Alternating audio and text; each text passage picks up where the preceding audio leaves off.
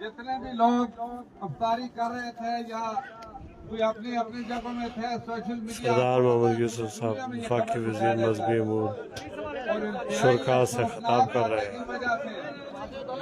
ये पूरा जिला खास तौर पर तहसील जो बालाकोट है सोगवार रही, और ये हकीकत है कि एक ऐसा शख्स जो किसी के खिलाफ कभी उसने ऐसी बात भी नहीं की, ये तो एक मजलूम शख्स और बेसरर खुशमिजाज और सबके साथ उसके ताल्लुक है।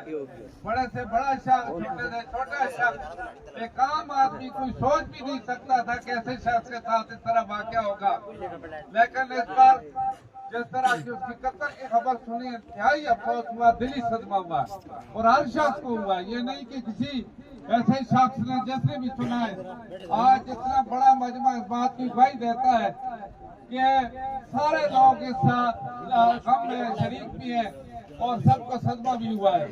और जो वाक़या हुआ जिस अंदाज से हुआ, जाहिर है कि इस पे हर शख्स को तशवीश भी है कि अगर एक जिम्मेदार शख्स की तरफ से इस तरह का वाक़या होता है तो जाहिर है उसका एक रिएक्शन होता है, हर लिहाज से होता है।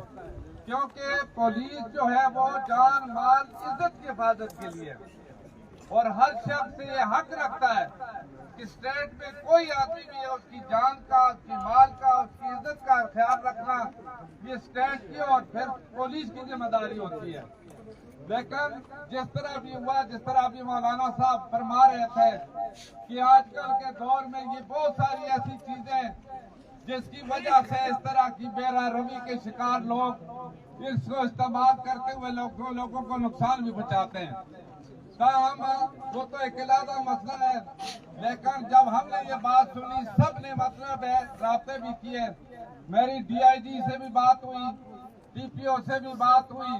DIG ने कहा हमने ऑर्डर कर दिया, उस शख्स को गिरफ्तार भी कर लिया, पुलिस का मुलाजम है, उसको गिरफ्तार किया, उसके खिलाफ पर्चा दिया, सारी कुछ किया दिया। तो हमने कहा कि बाकी जो इस वक्त जो लोग हैं तो उनको मुतमईन करें आप, जिस तरह भी हो।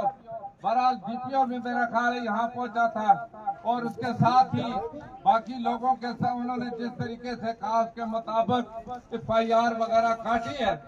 और अब इस पर जो इंसाफ दिलाना है ये भी हुकूमत का काम है। एक ऐसे शख्स के साथ जिस तरह अगर सोच समझ कर जो कुछ भी हुआ